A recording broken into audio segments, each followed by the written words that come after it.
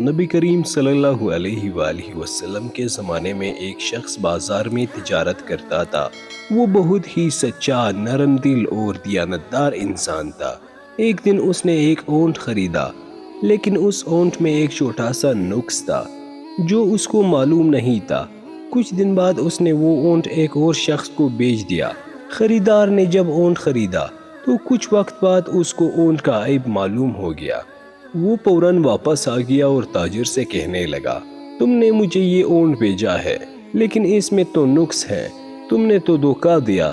تاجر مسکرا کر کہتا ہے، بھائی اللہ گواہ ہے، مجھے اس نقص کا علم نہیں تھا۔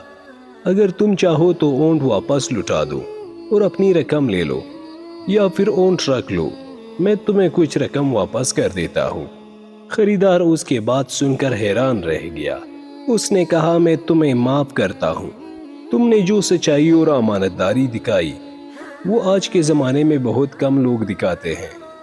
جب یہ بات رسول اللہ صلی اللہ علیہ وآلہ وسلم تک پہنچے تو آپ صلی اللہ علیہ وآلہ وسلم نے فرمایا، جو شخص سچ بولتا ہے اور امانت دار رہتا ہے، اللہ تعالیٰ اس کے کاروبار میں برکت عطا فرماتا ہے۔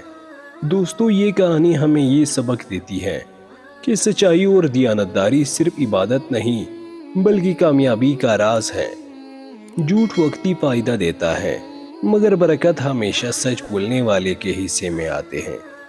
اللہ تعالیٰ ہمیں بھی سچ بولنے اور دیانتداری کی توفیق عطا فرمائے۔